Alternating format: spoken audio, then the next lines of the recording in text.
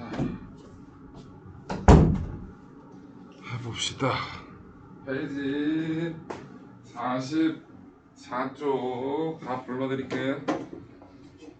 44쪽 1번에 1번 기억은 CaCl2 니은 H2O.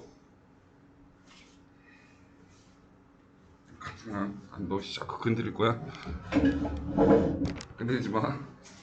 녹화 중이잖아. 화면이 흔들리면 좀 그렇잖아. 뭐 특별히 신경도 안 쓰긴 하지만 나는 내가 보는 거 아니라서. 자, 1번에 2번은 중화 반응이라 부르죠. H 플러스 더하기 OH 마이너 화살표 H2O. 2번에 1번 Na 플러스 2개, Cl 마이너 2개, 물 분자 2개 그리면 되겠습니다. 2번에 가는 노란색이고요. 나는 파란색, 다는 초록색이 되겠습니다. 3번에 1번은 다, 2번은 가와 나. 4번에 1번은 10개고요. 2번에 나트륨 이온 20개, 염화 이온 10개, 수산화 이온 10개 이렇게 존재합니다. 이런 거 잘해야 돼요. 5번에 1번 가는 OH 마이너고요. 나는 Cl 마이너고요. 2번 일정하게 증가하다가 반이 끝나니까 더 이상 늘어나지 않는 그래프 나오면 되겠죠? 일정하게 늘어나다가 더 이상 증가하지 않는 그래프 그리시면 되겠습니다. 6번의 답은 C. 7번에 1번은 가는 산성, 나도 산성, 다는 중성, 라는 염기성. 2번에 다. 8번에 1번 A에 해당하는 건 Cl 마이너고요. B는 K 플러스, C는 OH 마이너, D는 H 플러스 되겠습니다. 2번에 가는 염기성이고요. 나는 중성이고요. 3번의 답은 1대 1이 되겠습니다. 9번의 답은 기억 디귿이고요. 10번의 답도 기억 디귿이네요. 11번에 1번은 H 플러스 더하기 OH 마이너 화살표 H2O. 2번은 가나 다 전부 다 열이 발생하고요. 3번에 나가 되겠습니다. 자, 질문 받을게요. 질문 5번이요. 5번이요? 또요. 자, 5번 태연 질문 없어? 네. 5번 그림은 일정량의 물고. 야, 이건 수업 시간에 아니 근데 몰라? 자, 이런 거 할 때 뭐가 일정량이 있는지 뭐가 들어오는지 그런 거 따져야 되고, 뭐가 알짜 이온이고 뭐가 구우경꾼 이온인지 따지면 간단한 거잖아요.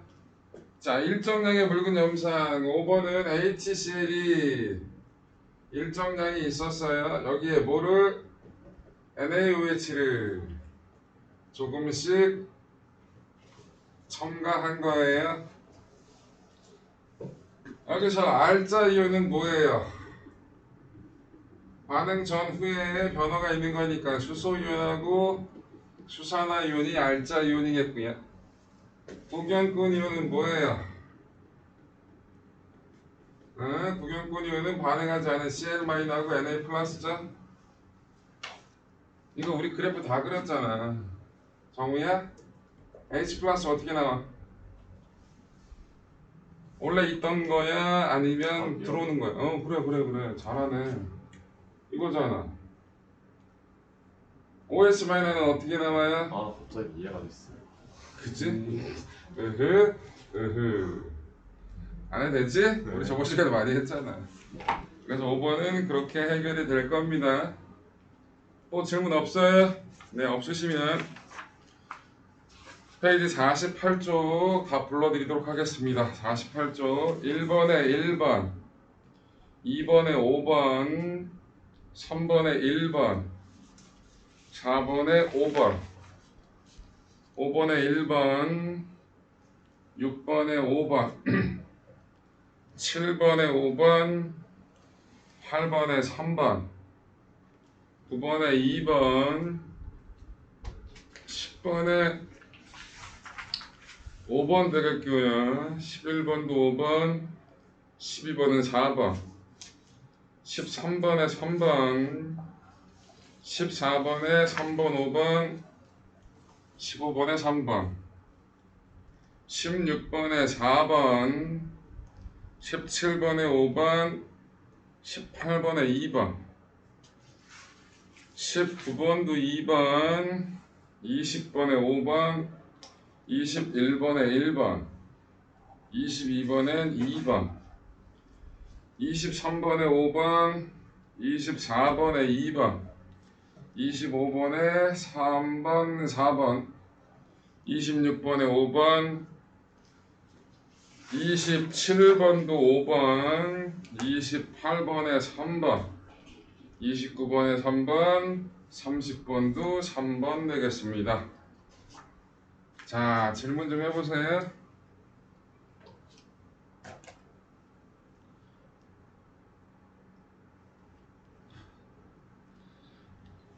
혜윤아, 고개를 갸우뚱하지 말고 질문을 해. 1번 1번이요. 편하게 해. 1번.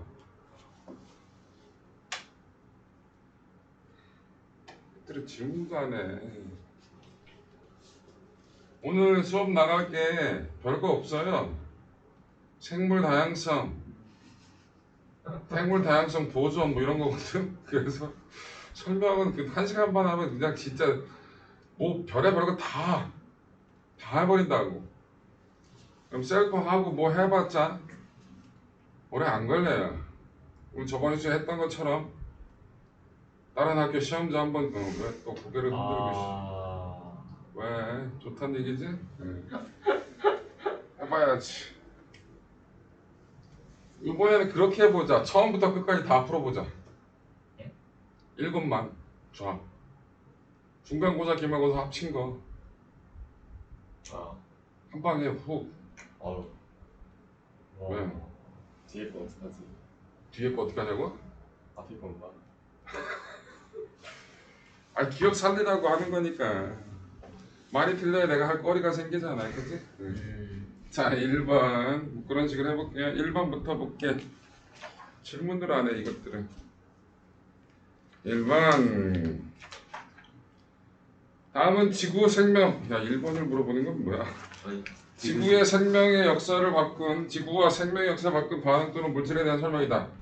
읽어볼까? 기획으로 만든 농기구로 농업 생산량이 크게 높아졌으며 각종 생활용품, 교통수단, 건축물 등에 이용되어 인류 문명 발전에 기여했다. 뭐 좋은 말은 다 써놨어. 철이야. 철기 문명을 얘기하는 거야. 디귿이 몇 틀린지 모르겠어. 알겠어. 니은이라는 생물 광합성이겠죠, 그죠? 디귿의 연소 과정으로 발생하는 열에너지 이용해 산업과 교통이 크게 발달했다. 그럼 디귿의 연소는 뭐겠어? 화석연료지. 화석연료 사용으로 산업혁명 때 석탄석이 엄청나게 떼우면서 엄청난 양의 산업 문명을 이뤄낸 거잖아. 그럼 디귿의 주성분은 화석연료는 탄소화합물이에요. 탄소와 수소가 주화합물이 되겠죠. 탄소, 수소. 그래서 탄소와 산소가 아니라 탄소와 수소를 주성분 원소라 그래야 만든 겁니다. 답이 그래서 1번. 또요. 5번이요. 5번이요? 그러면 묽은 염산 조각과 황산구리 수용액에 각각 아연 조각을 넣었을 때 일어나는 반응 한번 써봅시다. 5번은 반응이 두 개래요. 묽은 염산에 아연을 떨어뜨렸대. 자, 아연 조각을 묽은 염산 얘 수용액 상태야 물에 녹아서 이온으로 존재하는 거죠. 그런데 우리 금속의 반응성 배웠잖아. 아연이 수소보다 반응성이 크니까 수소가 지금 이온으로 있는 거니까 얘가 반응성이 큰 애가 있으니까 비켜 새끼야. 그 대신 뭐가 되는 거야? 이온이 되는 거야. 그래서 뭐가 된다고? ZnCl2 얘가 수용액 상태가 되는 거예요. 그러면서 무슨 기체가 수소 기체가 돼서 따로 빠져나가는 거라고. 이게 눈에 안 보이니까 알자 이온만 가지고 반응을 시켜보면 아연이 두 개의 수소 이온하고 반응한 거예요. 그래서 아연이 이온이 된 거고 수소 기체가 되어 튀어나갔다는 거야. 그럼 조금 더 이렇게 쓰면 확실히 눈에 보이잖아. 누가 살아야 되는지 누가 환원되는지. CL은 반응 전이나 후나 변화가 없는 겁니다. 맞죠? 자, 그래서 기억은 요거고요. 반응 가는. 나는 아연과 황산, 구리. 아연하고 황산 구리 CuSO4. 얘가 수용액이에요. 똑같아요. 구리가 이온으로 있어요. 근데 아연이 구리보다 발생이 크잖아요. 그럼 아연이 대신 이온이 되는 거라고. ZnSO4 얘가 이온이 되는 거고요. 수용액 상태로. 그 다음에 뭐 구리가 석출되는 겁니다. 이것도 안 보이니까 잘 반응식을 이온 반응식 알짜 이온만 가지고 써보게 되면 이렇게 되는 거예요. Zn이 이온이 돼버리고 구리가 석출되는 거라고. 이해돼요? 아연이 구리보다 반응성이 크니까 저 반응이 일어나는 겁니다. 자, 공통점만 고르래. 공통점만. 두 반응 다 아연은 산화됐죠? 전자를 잃어버렸으니까. 맞고요. 공통점. 아연 조각 전체 질량은 둘 다 감소해요. 아연 조각이 녹아 들어갔잖아. 이온으로 되는 거니까. 그치? 그럼 둘 다 감소하는 거고. 용액 중에 전체 이온수는 여기 봐. 여기서는 반응 전이나 반응 후나 이온의 개수는 똑같아요. 그런데 여기는 반응 전에 이온이 두 개였어. 반응이 끝나니까 이온은 하나뿐이 없잖아. 그럼 여기서는 이온의 숫자가 감소하는 거죠. 그죠? 여기 나에서는 이온의 숫자는 변화 없는 거고. 이해돼? 그래서 꼼꼼하게 디테일 살려서 다 해봐할 줄 알아야 돼. 문제가 어렵게 나올 테니까. 됐고 또 7번이요. 7번이야. 그림같이 알루미늄 판에 접착용 필름을 붙이고 염화구리 수용액을 넣은 후 충분한 시간이 지나면 알루미늄 판 표면에 금속이 석출된다. 자, 요것도 반응식을 한번 써볼게요.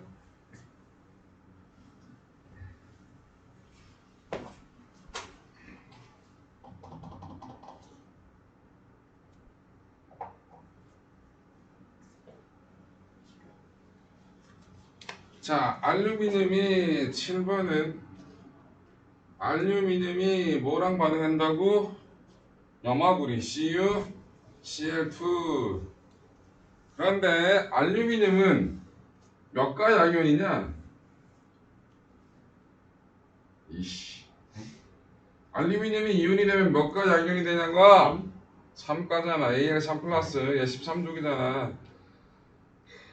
너 그 매듭으로 목 졸른다? 저씨. 저씨.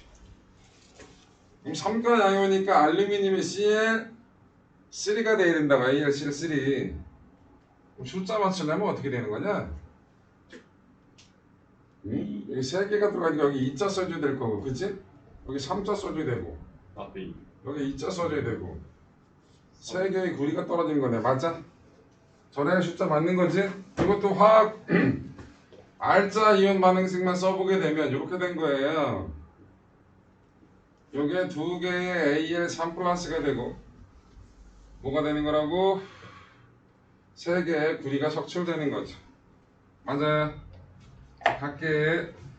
알루미늄이 전자를 잃고 산화된다. 맞고. 알루미늄에서 구리 이온으로 전자가 이동한다. 맞고. 염화구리 수용액 푸른색이 구리 이온이 푸른색이었잖아. 푸른색을 띠고 있던 구리 이온의 숫자가 줄어드니까 푸른색이 점차 옅어지는 것도 맞겠죠. 4번 접착용 필름을 붙이지 않은 부분에 구리가 석출된다. 필름을 붙이면 반응 못할 거 아니야. 걔가 막아줄 테니까. 전기 흐름을 막아버릴 테니까 접착용 필름이. 붙이지 않은 부분에 구리가 맞자. 알루미늄 판에 석출된 물질을 제거. 접착용 필름을 떼어내면 필름을 붙였던 부분만 오목하게 들어가 있다. 튀어나와요. 그렇지. 필름을 붙였던 부분만 반응을 안 한 거지? 그럼 거기만 튀어나와 있는 것처럼 보이게 되는 건지 반응 안 했으니까. 그리 그지 같아. 해봤는데 재밌더라고요. 이거 해봤어? 네. 재밌어? 그래. 자, 그래서 7번의 답은 5번. 이게 뭔가 눈에 변화가 있고 손쉽게 결과를 보는 것들은 재밌어. 구리가 좀 많이 뜨거워지던데요. 구리. 산화하는 반응 결과 열 출입이 생겼을 테니까. 또 또 없어요. 없어? 일단 다 물어. 9번. 19번. 그림은 산과 염기 수용액을 분리하는 과정을 나타내는 것이다. 자, 19번 볼게요. 19번. 안경이 기억이 잘 안 나거든요. 응? 19번. HCl, NaOH, HNO3, CaOH2. 딱 보면 어떤 게 산인지 어떤 게 염기인지는 구분할 줄 알아야겠죠? 첫 번째 있는 거 염산, 수산나트륨, 질산, 수산화칼슘. 산염기, 산염기 이렇게 나와 있네요. 자, 페놀프탈레인을 붉게 변한다. 첫 번째 페놀프탈레인이 붉게 변하냐라고 나온 거니까 첫 번째로 여기 S로 들어가는 게 누구예요? 응? 노 들어가는 게 나왔는데 페놀프탈 붉게 변하는 건 염기성이잖아, 그치? 그러면 NaOH랑 뭐가 CaOH2가 페놀프탈레인 붉게 변할 거고 아니오 들어가는 게 HCl하고 HNO3가 되겠죠? 그 다음에 이산화탄소를 통과하면 앙금. 자, 이산화탄소랑 반응해서 앙금이 생기는 거. 요게 석회수라고 그랬잖아. 요게 석회수라고 그래서 이산화탄소로 가면 CaCO3라는 흰색 앙금 생기는 거지. 그래서 여기 예수로 가는 게 그게 앙금이었어요? 뿌옇게 뿌옇게 흐려지는 게 요 반응이라고 반응식까지 써줬잖아. 이씨 시골 놈이 어디 갔다 왔어. 요거라고 앙금이고 저 앙금이 흰색 앙금이 생기는 게 뿌옇게 흐려지는 것처럼 보인다고. 자, 얘는 앙금 반응과 동시에 중화 반응입니다. 얘 염기성이고요. 얘는 산성기체거든요. 그래서 물 생긴 거야. 수소민하고 수염 만나서 앙금 반응과 동시에 중화 반응이다. 반응식이 잘 나오는 거니까 꼭 기억하세요. 그럼 가에 해당하는 게 뭐겠어? CaOH 2겠고 노에 해당하는 얘가 NaOH가 되는 거겠죠. 자, 여기서는 질산은 AgNO3랑 반응해서 앙금이 돼야 되니까 여기 Cl 있잖아, 그치? AdCl. 그래서 S가 뭐가 되는 거야? HCl이 되는 거고 노가 HNO3가 되는 거지. 맞아. 그래서 19번은 저 딱으로 해결. 또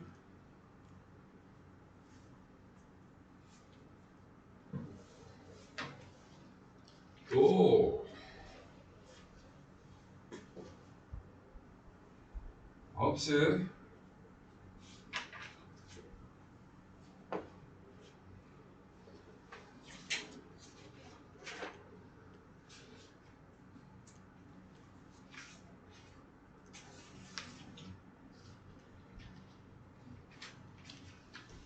없어? 오케이. 그러면 뒤로 넘어가서 페이지 70쪽도 숙제였죠? 네. 70쪽 71쪽 다 불러드릴게요. 70쪽 1번의 답은 니은, 2번의 답은 표준화석은 리을, 시상화석은 기역, 3번의 1번은 니은, 디귿, 리을, 비읍이고요. 2번은 니은, 미음입니다. 4번에 1번은 C, 2번은 A, 3번은 D. 5번의 답은 기역, 니은, 디귿. 6번의 답은 기역, 디귿. 7번에 가는 고생대고요. 나는 신생대, 다는 중생대. 8번에 1번 A는 선캄브리아대, B는 고생대, C 중생대, D 신생대.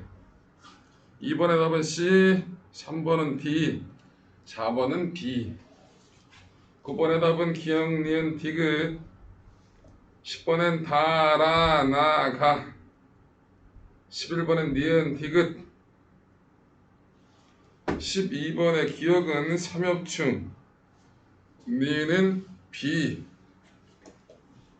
질문 받을게요.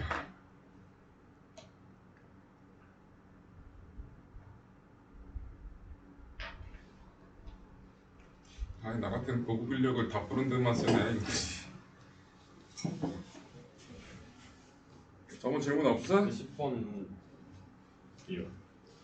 인류 조상이 출현했다. 신생대. 초대륙이 분리되기 시작했다. 이건 고생대 말쯤 되겠지. 광합성을 하는 남세균이 출현했다. 이거는 상칸브리아 시대 말기잖아. 오존층이 형성되어 생물이 육지로 진출하게 되어 있다. 이건 고생대 초기고요. 그러니까 다, 라, 나, 가의 순이 되겠죠.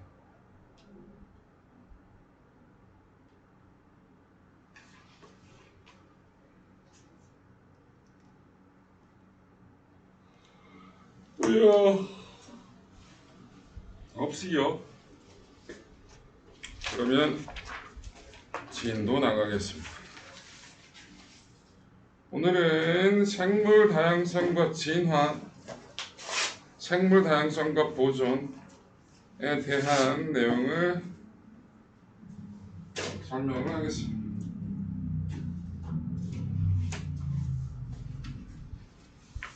자, 페이지 72쪽 보시면 되겠네요.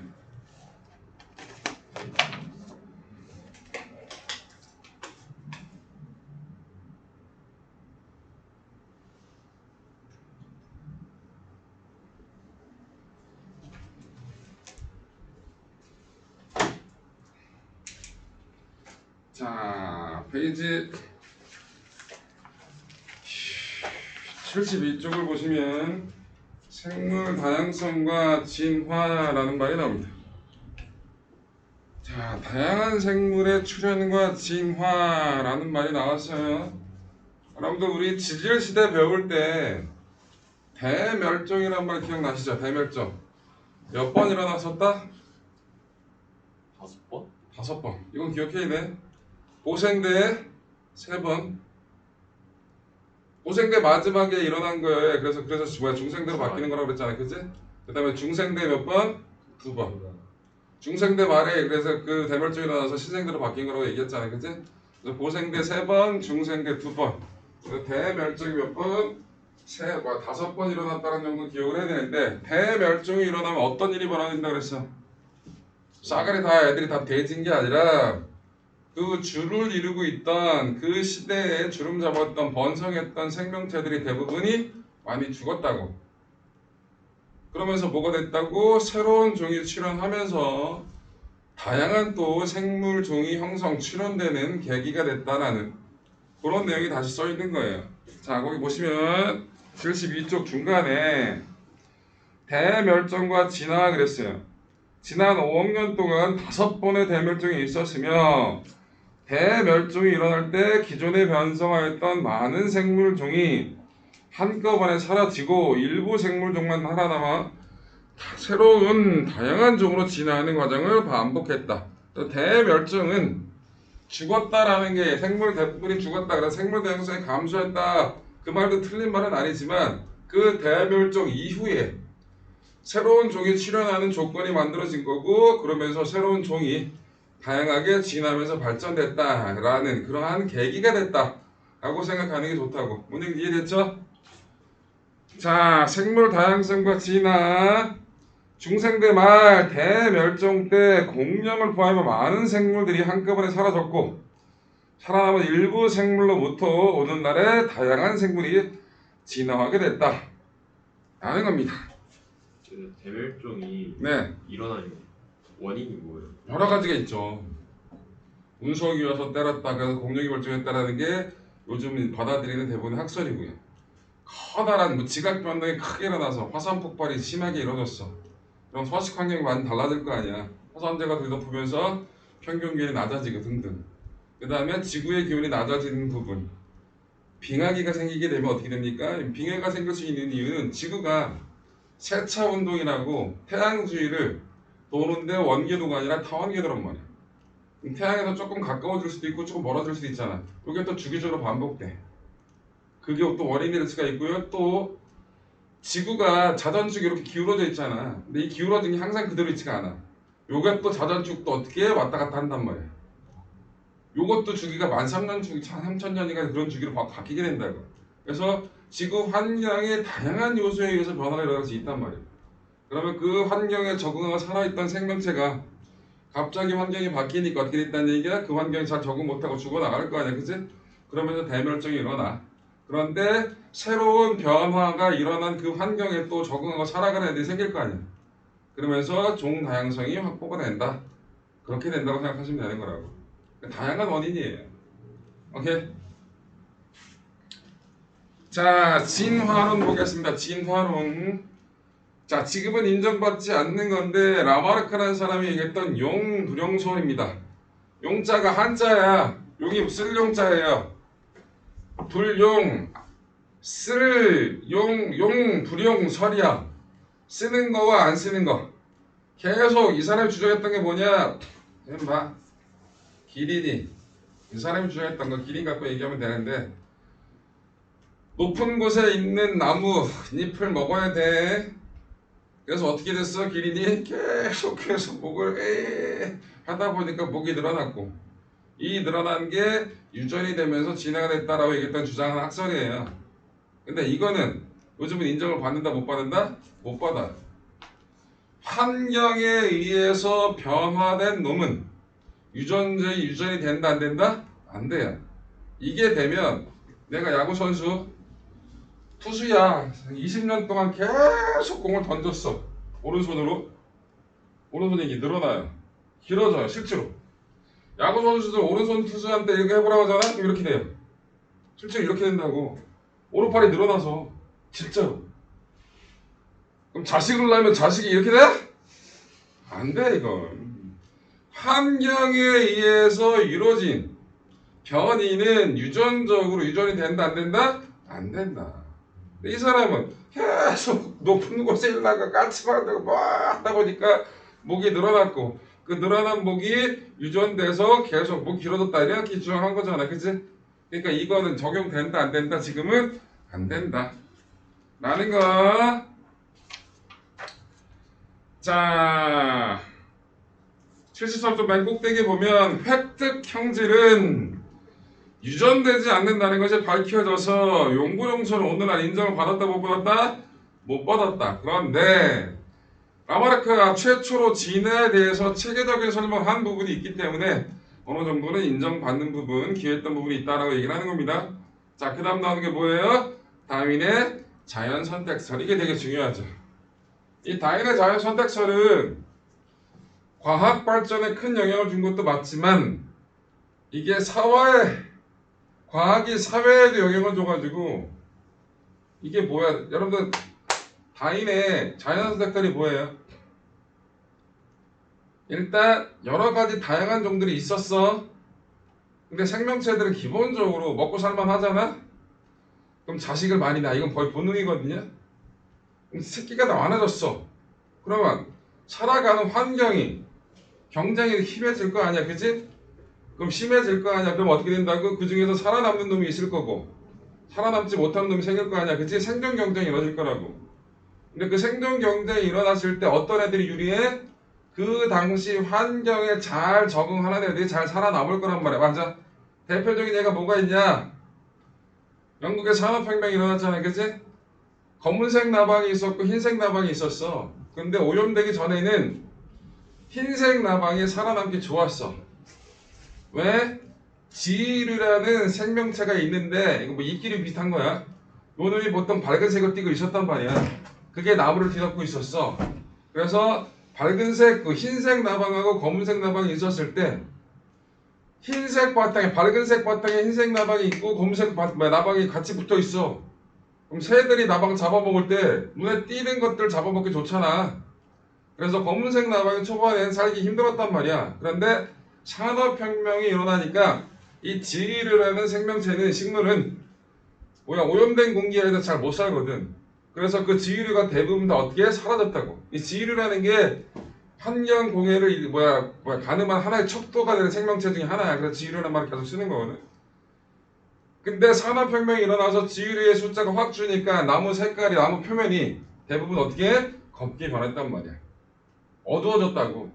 그럼 흰색 나방하고 검은색 나방이 있었는데 나무 표면 자체가 어떻게 됐다고? 어두워졌잖아. 그러면 흰색 나방이 더 눈에 잘 띄게 됐잖아. 그래서 흰색 나방의 개체수가 줄고 검은색 나방의 개체수가 늘어나게 됐단 말이야. 그 현상을 다인이 주장을 했고 그걸 가지고 인정을 받은 거라고.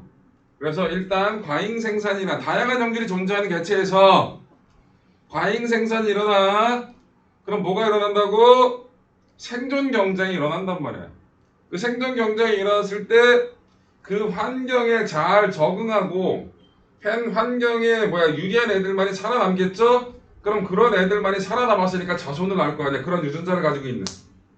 그러게 몇 대를 거듭하면서 어떻게 된다고? 그러한 유전자 조합이 일어나면서 어떻게 새로운 생명체로 진화되고 변화가 된다라고 주장한 게 뭐다? 자연선택설이라고. 자, 그러면 이 자연선택설이 뭐가 문제냐면 그 당시 사회에도 영향을 줬다고.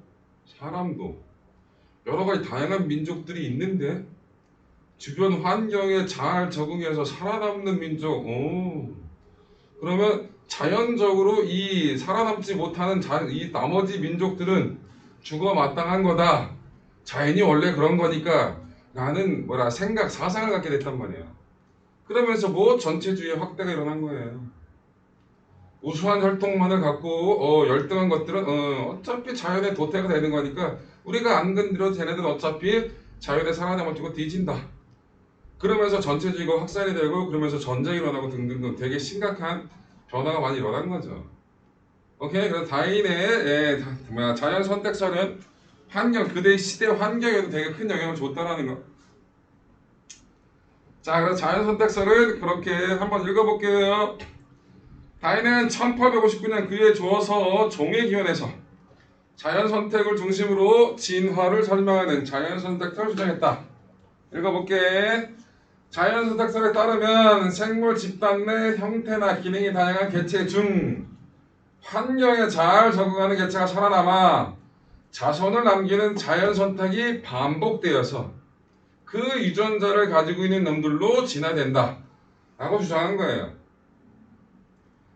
자, 자연 선택설 발표 당시에는 유전 법칙이 발견되지 않아서 개체 간의 형질 차이가 나타나는 원인과 형질이 유전되는 원리를 설명하지 못했지만 이후 유전학이 발달하면서 자연 선택설은 생명과학의 기본 이론으로 자리 잡게 되었다 라는 거 기억하시면 되겠습니다. 자, 다인 이후의 진화를 한번 볼까요? 다인 이후 유전자나 염색체 돌연변이에 의해 새로운 형질이 나타나는 돌연변이 설과 지리적 격리나 생리적 격리로 서로 다른 생물로 진화한다는 격리설 등 다양한 진화론이 등장하였고 현재는 자연선택, 돌연변이, 격리 등을 종합해서 진화를 설명하고 진화를 한 개체의 변화가 아닌 개체가 속한 집단의 변화로 설명하는 계기가 되었다 라고 얘기할 수 있다는 얘기야. 뭔 얘기 이해됐죠? 오케이. 74쪽에 보시면 자연선택설의 과정이 주어집니다. 이거 꼭 기억해야 돼요. 자, 자연선택설 여기 보자. 자연선택설 순서 어떤 과정을 가는지. 일단 과잉생산. 살아가기 좋은 환경이면 개체수를 확 늘린다고. 그 대표적인 게 여러분들 뭐예요? 적조, 녹조 현상이 발견되는 거잖아. 바닷속에 물속 또는 실은 강물 속에 있는 플랑크톤이 온도가 높아져. 그 다음에 물 속에 그 세포들의 주 재료가 되는 무기염류량이 많아져. 이걸 부영양화라고 부르거든요. 온도가 높아지고 물이 부영양화가 이루어진 상태야. 그럼 살기 좋은 환경이 된 거거든. 그럼 개체수를 확 늘려버린다고. 플랑크톤이. 바다에서는 어떻게 플랑크톤의 색깔이 보통 붉은색을 떼서 적조 현상이 일어나는 거고 강호수에서는 플랑크톤이 보통 녹색을 떼니까 녹조 현상이 일어나는 거라고. 그래서 생명체는 기본적으로 서식 환경이 어느 정도 안정이 되면 개체를 과잉 생산하는 경향이 있단 말이야. 그래서 첫 번째 뭐가 된다? 과잉 생산. 자, 대개 개체 수가 많아지면 그 개체들마다 다 똑같냐? 다르지. 여러분들 똑같은 콩이라도 하나의 콩깍지에서 나온 놈은 유전적으로 완벽히 똑같은 하나의 콩깍지에서 나온 콩들은 유전적으로 완벽히 똑같아. 근데 콩깍지를 까보게 되면 그 안에 들어있는 콩도 색깔도 조금씩 다르고 모양도 조금씩 달라. 크기도 다르고 당연히. 그건 뭐 때문에? 유전적으로는 똑같은데 환경적으로 조금씩 변화가 생긴 거란 말이야. 그리고 100% 유전자가 다 완벽하게 동일하다고 얘기할 수는 없는 부분이 있잖아, 그치? 예, 그래서 동일한 개체들만 해도 어떻게 된다고? 뭔가 변이가 생긴단 말이야. 그래서 뭐가 생긴다? 개체 변이가 생긴다. 뭐가 생긴다? 개체 변이. 이 개체 변이가 생겼는데 조금씩 다른 성질을 가지고 있을 거 아니야, 그치? 얘네들이 뭐 한다고? 개체수가 많으니까 생존 경쟁을 해요. 그 다음에 생존 경쟁을 하고 그 당시 자연 환경에 잘 적응하는 놈이 생길 거 아니야, 그치? 자연 선택이 이루어진다고. 그래서 선택받은 놈이 어떻게 됩니까? 계속 살아남게 되면 오랜 시간에 걸쳐서 전혀 다른 종의 형태로 바뀌게 되거든요. 종의 분화라는 게 생길 겁니다. 종의 분화. 자, 종의 분화까지 몰라도 요 네 가지를 꼭 기억해야 돼. 순서, 과잉 생산, 개체 변이, 개체들과 조금씩 다른 점이 생겨. 그 다음에 생존 경쟁, 그 다음에 살한 놈이 자연으로부터 선택받는다. 자연 선택. 그 자연 선택을 여러 번 거치게 되면 기존에 있던 종하고 전혀 성질이 다른 종으로 바뀔 수 있는 거거든요. 그런 사례들이 계속 나오기 때문에 다인의 자연 선택설이 인정받는다라는 거 보시면 되겠고요. 그 대표적인 예로 나온 게 뭐냐? 갈라파고스 군도 핀치새 진화야. 여러분 갈라파고스 군도가 어디에요? 혹시 알아요? 갈라파고스 밑에 아니. 밑에 어디? 마늘이 산다고 들었어. 아, 자, 도마뱀도 살고 거북이도 살고 다양한 생물군이 살아요. 우리나라에서 가기 개멀어요. 그리고 거기는 환경 뭐 이런 뭐 유전이라든지 연구 그런 것들을 하기 위해서 그 자체를 갈라파고스 군도 자체를 다 뭐랄까 보호구역으로 다 정해놨기 때문에 개발 자체가 잘 안 돼요. 개발 자체가 안 된다는 얘기는 접근성이 그만큼 힘들다는 얘기거든요. 어디냐면 여러분 칠레 알죠? 칠레 앞바다에 보시면 돼요. 칠레에서 꽤 떨어져 있지. 칠레에서 몇백 킬로미터 떨어져 있는 거기가 무슨 거기가 칠레 앞바다면 이쪽이니까 태평양이네. 태평 아래쪽 남태평양 쪽에 남반구에 있는 태평양 그쪽에 있는 부분이에요. 거기 갈라파고스 군도인데 섬이 꽤 많은 섬이 있고 그 섬들마다 서식 환경이 다 달라요.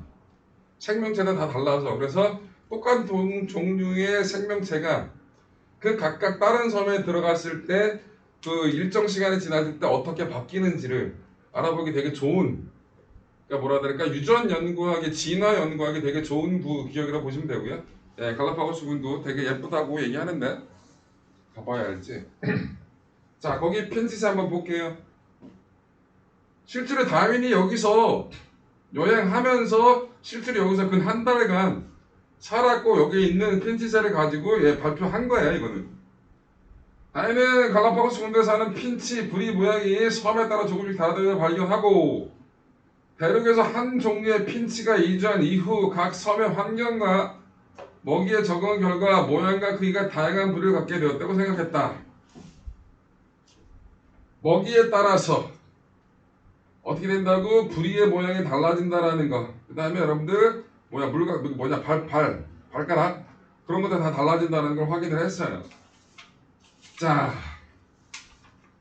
75쪽을 보시면 자연 선택의 한계점이 나와요. 자연 선택설은 제창 당시 멘델 유전 법칙이 밝혀지기 전이었기 때문에 다윈은 개체들 사이에 변이가 발생하는 원인과 변이가 자손에게 전달되는 원리를 구체적으로 설명했다 못했다? 못했다. 다윈 이후에 멘델 유전 법칙이 나온 거고 그 이후에 유전자를 통해서 이렇게 유전이 된다라는 게 정확하게 전달됐고 다윈 그 시점에서 전달되지 않았다 그 얘기인 거예요. 자, 다윈이 진화론이 과학과 서의 미친 영향 아까 얘기했던 거 잠깐 읽어볼게요. 생명과학 당연히 생물 사이에 계층이 존재하는 생각이 진화 관점에서 모든 생물은 환경에 성공적으로 적응한 동등한 존재라는 생각으로 바뀌었다. 그 전까지만 해도 열등한 생명체, 하등한 생명체 이렇게 생각을 많이 가지고 있었거든. 생물의 진화는 목적성이나 방향성이 있는 것이 아니라 환경 변화에 적응하는 과정으로 진화했다는 것을 받아들여 생물 다양성을 환경 변화에 따른 생물의 진화로 이해했다. 사회 진화론 다윈의 자연 선택설로 인해서 만들어진 게 뭐다? 사회 진화론이야. 읽어볼게요. 스펜서 등에 의해 자연 선택의 원리를 사회에 적용하여 사회나 국가 사이에 생존 경쟁이 일어나 가장 적합한 것이 살아남는다는 적자 생존을 주장하고 제국주의를 정당화하는 사회 진화론을 발달했다. 사회 진화 학자들은 인간의 불평등이 사회적 문제가 아닌 자연적 속성이라고 주장하면서 인종차별, 약육강식을 합리화해 이웃식민 정책과 민족 우월 사상에 영향을 줬다. 되게 큰 영향, 좀 안 좋은 영향을 많이 미친 거죠. 이 부분은 자본주의, 자민의 진화론 당시 영국의 산업자본주의와 과학적 근거를 제시하는 것으로 생각되었다. 원래 지들이 하고 싶은 생각하고 싶은 대로 끌어대는 부분이 있잖아. 이 당시에 영국은 산업혁명 결과 되게 큰 기술 문명을 이뤄냈단 말이야. 그렇기 때문에 자기들이 편리한 대로 이 이론을 갖다 붙인 거죠. 뭐 진화 심리학 뭐 이런 데까지 다 영향을 많이 줬다 라고 얘기하는 겁니다. 중요한 건 요거 여기 봐. 과잉 생산, 개체 변이, 생존 경쟁, 자연 선택. 이 자연 선택 여러 번 반복되면 뭐가 된다? 새로운 종이 만들어질 수 있다. 오케이. 자, 변이와 자연 선택이 나옵니다. 다시 또 마무리할 건데요. 자, 일단 변이라는 말이 나와요. 변이.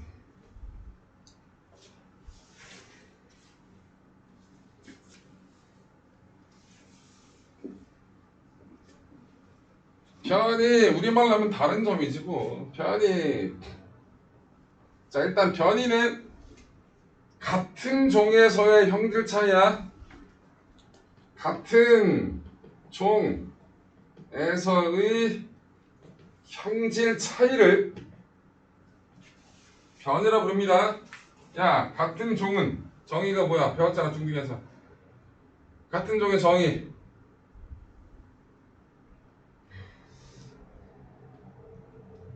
같은 종의 정의가 뭐냐고. 생물을 분류하는데 가장 기본이 되는 게 종이잖아. 종속, 과목, 강문, 개. 기억나? 어. 근데 종은 뭐냐고. 같은 종의 정의가 있을 거 아니야. 까먹었어?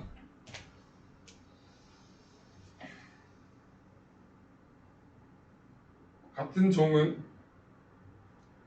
생식 가능한 새끼를 낳을 수 있어야 돼. 둘을 교배했어. 새끼가 낳았어. 둘이 교배했는데 새끼를 못 낳아. 같은 종 당연히 아니잖아. 아, 사람하고 무슨 코끼리하고 교배하면 뭐가 나오진 않잖아. 그치? 사자하고 호랑이하고 교배하면 뭐가 나와. 새끼 낳을 수 있잖아. 그치? 새끼가 새끼로. 사자하고 호랑이를 교배해. 타이거가 호랑이구나. 라이거 아니면 타이원 뭐 이런 것들이 나와요. 그게 암사자냐 수사자에 따라서 이름이 바뀌긴 하는데, 사자하고 호랑이를 교배하면 뭐가 새끼가 나온다고. 그런데 이 나온 새끼는 생식 능력이 있다 없다? 없어. 사자와 호랑이는 같은 종이라고 얘기한다고 안 한다고? 안 한다고. 그래서 같은 종이라는 건 생식 능력이 있는 새끼를 낳을 줄 알아야, 낳을 수 있어야 같은 종이라고 하는 거라고. 오케이? 말, 당나귀 교배시키면 새끼는 나와요. 그 말과 당나귀가 교배해서 나온 새끼가 뭔지 알아? 그게 노새야. 노새는 번식 능력이 없어요. 여러분들 왜 우리나라는 노새가 없으니까 기본적으로 동물원에만 있는지 없는지 모르겠지만 유럽에는 노새가 꽤 많아요. 근데 유럽에서 보통 노새를 표현할 때, 묘사할 때 노새는 보통 어떻게 표현되죠? 그냥 전쟁터 나갈 때 말 타고 나가거나 노새 타고 나간다는 거 못 들어봤지? 노새는 되게 볼품없어요. 사이즈도 작고. 그래서 보통 짐 싣는 용, 그런 용도로 쓰는 게 보통 노새야. 여러분들 말 타고, 기사가 말 타고 싸우고 이런 거 들어봤지만 당나귀 타고 싸우는 이런 거 못 들어봤죠?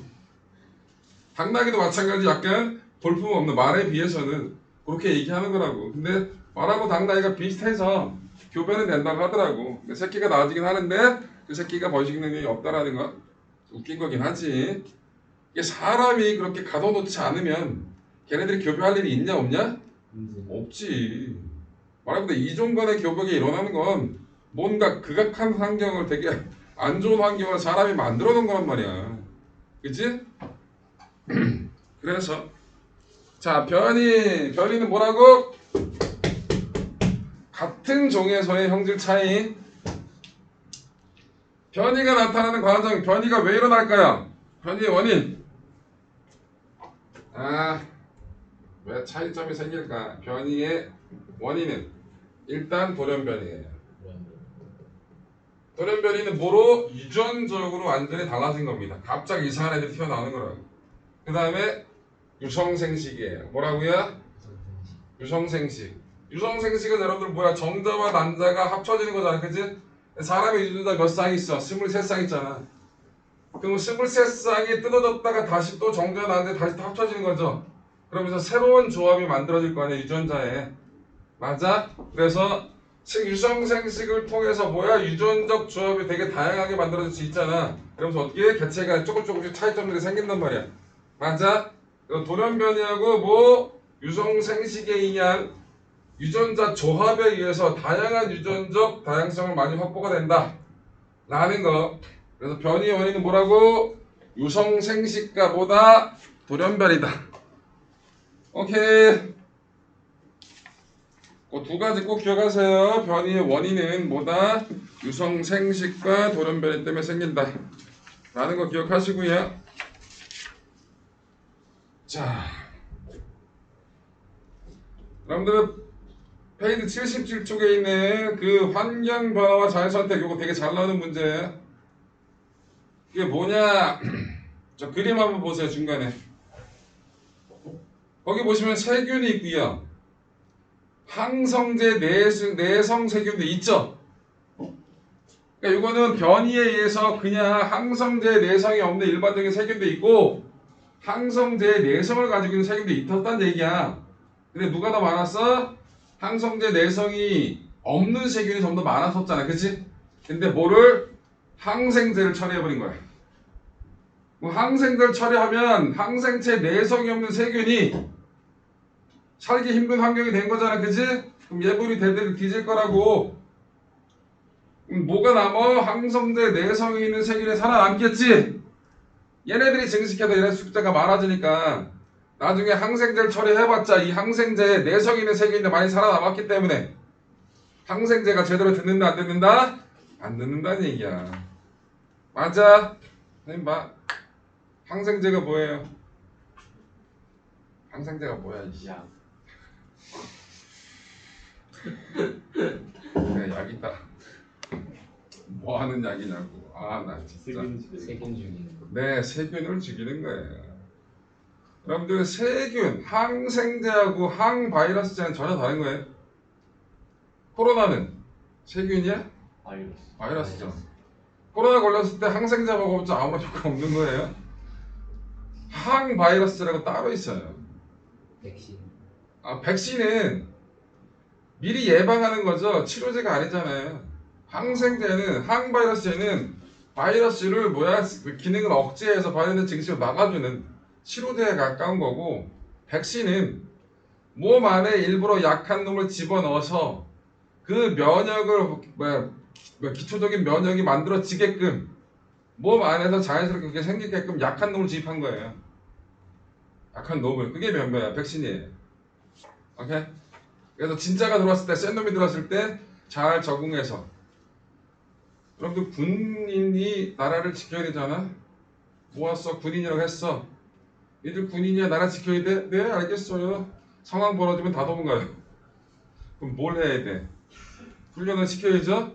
그 다음에 실전에 가깝게 환경을 만들어주고 연습을 시켜야 돼요. 실전에서 안 도망가지. 그래서 여러분 실전에 가까운 훈련들을 많이 한단 말이야. 실제로 봐. 여러분들 무슨 좀 큰 훈련 가게 되면 옆에서 실제 실탄은 안 쏘는데 공포탄 같은 거 빵빵빵 쏴요. 개시급해. 소리는 똑같거든. 공포탄은 탄 알만 안 나가는 것 뿐이지 탄 피튀는 것도 다 똑같아요. 그럼 총에서 뭔가 불을 뿜으면서 뭔가가 빠바바바바 하고 있어. 주변에 사방이. 개시급해. 목소리 자체 톤이 달라지면서 개열심해요.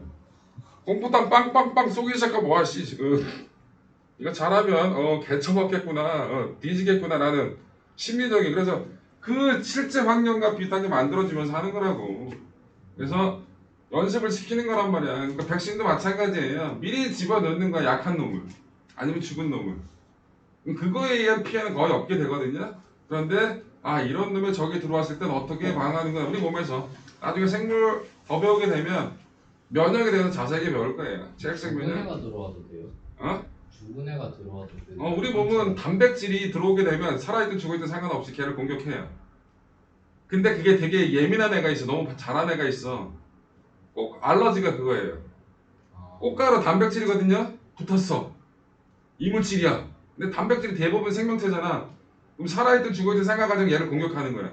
그 공격하는 과정에서 뭔가 거부 반응이 나고 뭔가 시뻘개가 되고 내 몸이 되게 너무 과잉 반응하는 거지. 군대가 저기에 뭔가가 들어왔는데 알고 봤더니 새떼였어. 근데 출격 기껏 출동 다 했더니 새떼. 그럼 주변에 있는 시민들은 되게 불안하고 살기 힘들잖아. 근데 맨날 새떼 올 때마다 출동해. 이런 미친 것들이 과잉 반응이라고 그지? 그게 알러지예요. 그게 알러지라고. 꽃가루는 살아있는 거 아니잖아. 꽃가루는 살아있다고 얘기해야 돼. 응? 그 자체 그런 것들이 알러지라고. 문제 이해됐죠? 그래서 항성제 내성을 가진 세균이 항생제 때문에 생긴 건 아니고 원래 항생제 내성인 세균도 변이해서 있고 내성이 없는 세균도 같이 있었단 말이야. 그런데 항생제를 사용 안 하게 되면 항생제 내성 세균이 굳이 살아남을 이유가 별로 없단 말이야. 그런데 항생제를 많이 사용하는 환경 하에 놓이게 됐다고. 그럼 항생제 내성이 없는 세균은 대부분 뒤지겠지. 항생제에 의해서. 그런데 항생제 내성 있는 세균은 그 환경에 살아남아서 걔네들이 그 세균이 숫자가 많아지게 되면 그 항생제에 의한 효과는 있다 없다? 없다. 우리 여태껏 발견된 항생제 종류가 몇 가지 대략? 여러분 대표적인 최초의 항생제가 뭐냐?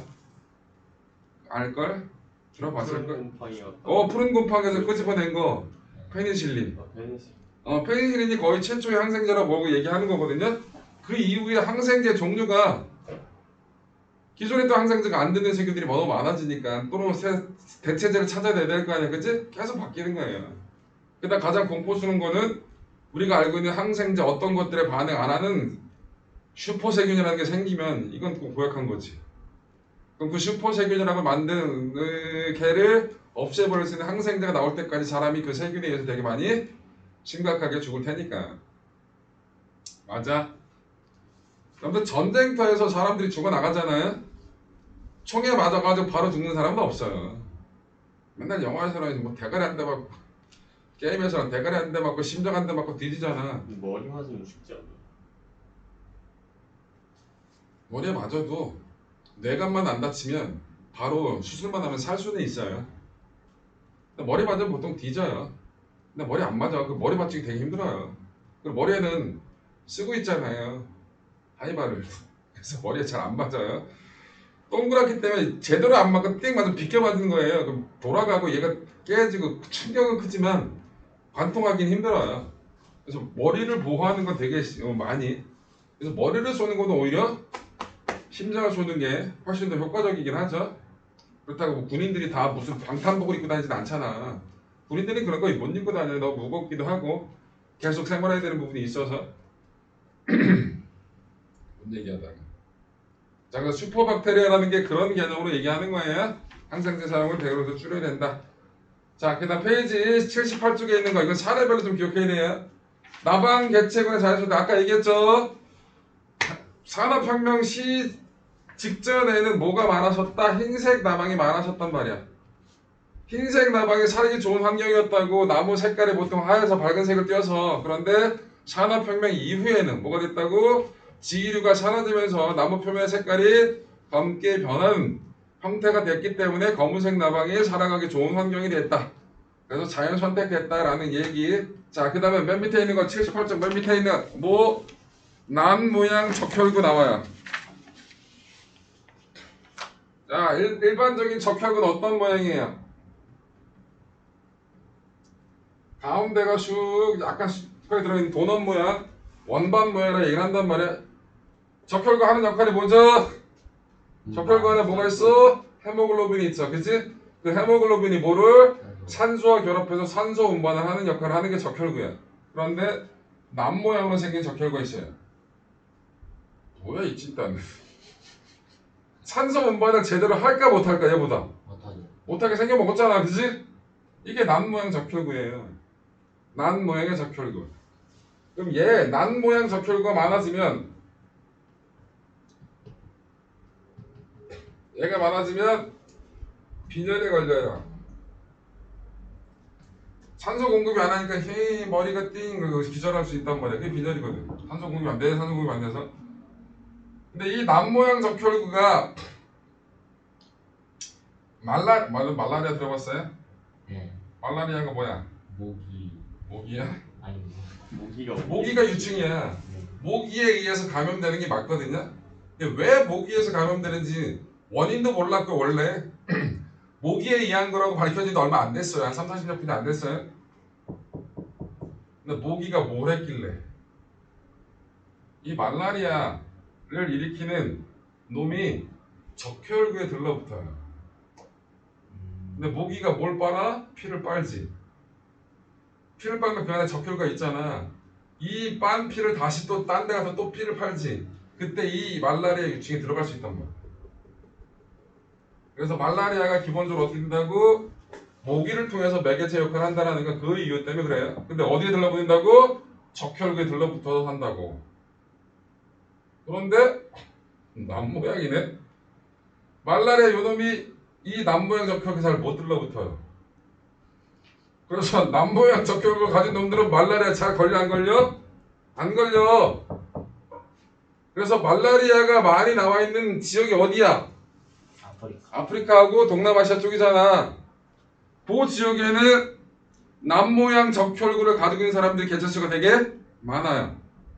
말라리아 안 걸리니까 빈혈 걸리고 살아가는데 정상에 앉아. 말라리아가 없는 환경에서는 저 사람들이 살아가는 환경이 좋은 환경이 아니라고 빈혈에 걸리고 등등 하니까. 근데 말라리아가 정상 모양의 적혈구는 들러붙는데 남모양 적혈구는 들러붙지 않지. 그럼 말라리아가 창궐하는 말라리아가 많이 나타나는 지역에서는 오히려 얘가 살아가는데 유리하다고. 그래서 남모양 적혈구를 가진 빈혈증을 가진 환자가 그 지역에 유독 많다고 자연 시작된 거죠. 이해돼요? 여기 78쪽에 나와 있는 거 한번 보세요. 남모양 적혈구 유전자 빈도하고 말라리아 발생자하고 되게 뭐야? 비슷하게 주어졌죠? 그래서 말라리아 발생지에서는 뭐가? 난 모양 적혈구가 생존에 유리해서 자연 선택이 일어났기 때문에 이런 결과가 나타났다고 얘기할 수 있는 거라고. 문제인데 이해돼요? 오케이. 아 힘들어. 잠시 쉬었다가 셀프 합시다. 으아.